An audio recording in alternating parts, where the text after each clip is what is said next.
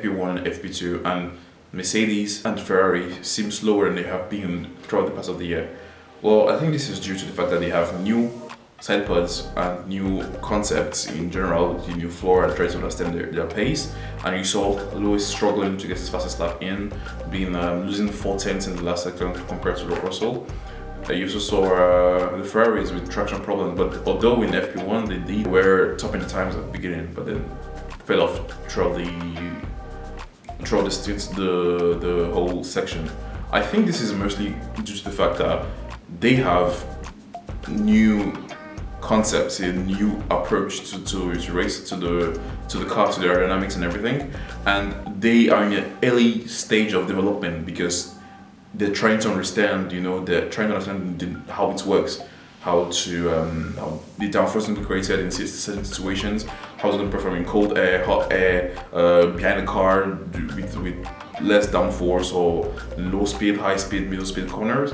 I'm not an aerodynamist, but I think this is normal when it comes to, if you compare, like for example, Mercedes to Red Bull have the same concept since last year and they just made it better this year. Meanwhile, Mercedes tried to stick to the no side pods. A bit of this year they tried it again. The car was better than last year, but it was not as good as Red Bull.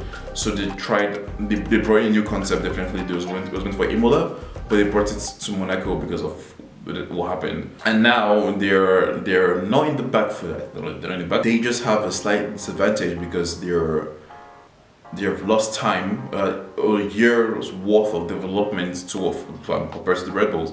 But there's a good part because, for example, in FP2, the time difference in soft tires when it comes to qualifying was 1 second from first to 17th.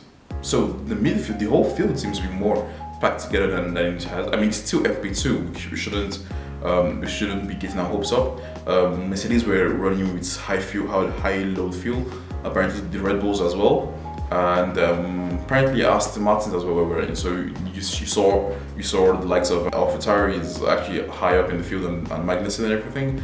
So don't get that through into your head. And I'm probably sure that when FP3 comes out, you see more representative pace. You see more, you see the Ferraris and Mercedes going back up to the top of the time sheet. I do think that Alpine with Ocon and Gasly are better this weekend, and their car seems to be working well. Kudos to them for having a nice car and for bringing good update that actually work. Ocon seems to have a better hand so far, so good. Ocon seems to have a better hand to Gasly than actually Gasly seems to have a better hand to Ocon. So yeah, we're gonna see what's gonna happen for FP3 and quali. That's tomorrow.